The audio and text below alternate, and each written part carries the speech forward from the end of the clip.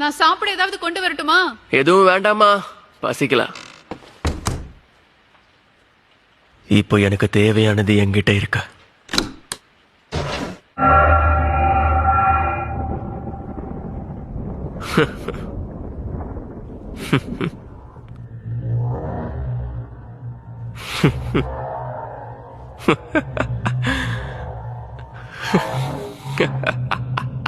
உனக்கு இது பிடிச்சிருக்கு போல.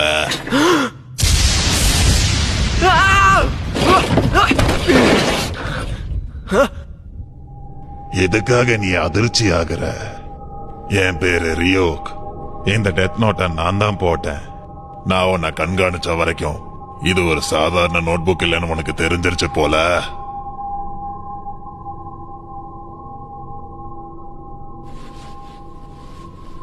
ஷினிகாமியா, நான் ஒன்னும் பயப்படல ரியோக். சொல்லப்போனா உனக்காக தான் காத்துக்கிட்டு இருந்தேன். உண்மையை சொல்லட்டுமா, இந்த ஷினிகாமியோட நோட்புக் கட்டுக்காதுன்னு தான் நினைச்சுக்கிட்டு இருந்தேன். ஆனா இதை டெஸ்ட் பண்ணி பார்த்ததுக்கு அப்புறம் தான் நம்பிக்கை வந்தது. நான் இதை நியாயத்துக்காக பயன்படுத்திக்கிட்டு இருக்கேன். அடடே, பரவாயில்லையே. எனக்கு ரொம்ப ஆச்சரியமா இருக்கு. மனுஷங்க வாழ்றவங்களோட இந்த பூமியில இதே மாதிரி டெத் நோட் விழுந்ததா நான் கேள்விப்பட்டிருக்கேன். ஆனா 5 நாள்ல இத்தனை பேரை கொண்டு அட்டகாசம் பண்ணிருக்க. வேற யாராவதா இருந்தா தொடவே பயந்துருப்பாங்க. நான் என்ன தயார்படுத்திக்கிட்டேன் ரியோக். இந்த டெத் நோட் உங்க உலகத்தை சேர்ந்ததுன்னு எனக்கு நல்லாவே தெரியும். அதை தேடி இப்ப நீயும் வந்துட்ட. என்ன பண்ண போற? என்ன கொல்ல போறியா என்ன? நீ என்ன சொல்ற?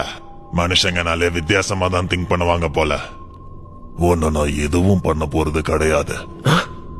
இந்த டெத் நோட் எப்போ பூமியில விழுந்ததோ அப்பவே இந்த நோட்டு பூமிக்கு சொந்தமானது. அதுலயே முக்கியமா இது உனக்கு சொந்தமானது. என்னது? எனக்கா? உனக்கு வேணா நான் வேற யார்கிட்டயாவது கொடு. ஆனா இத நீ கொடுக்கும் போது இத பத்தின எல்லா நினைவுகளையும் நீ மறந்துடுவ. அப்படின்னா இந்த டெத் நோட்டை நான் பயன்படுத்துறதுனால எனக்கு எதுவும் கிடைக்காதா? என்ன வேணா கிடைக்கலாம். முக்கியமா நீங்க இதை பயன்படுத்தும் போது பயத்தையும் வலியையும் உணர்வீங்க. நீ சாகும்போது உன்னோட பேரை நான் தான் என்னோட டெத் நோட்ல எழுதுவேன். அத பத்தி இப்ப நீ நினைக்க தேவையில்லை. டெத் நோட்டை பயன்படுத்துறவங்க சொர்க்கத்துக்கோ நரகத்துக்கோ போகலாம். புரிஞ்சதா உனக்கு?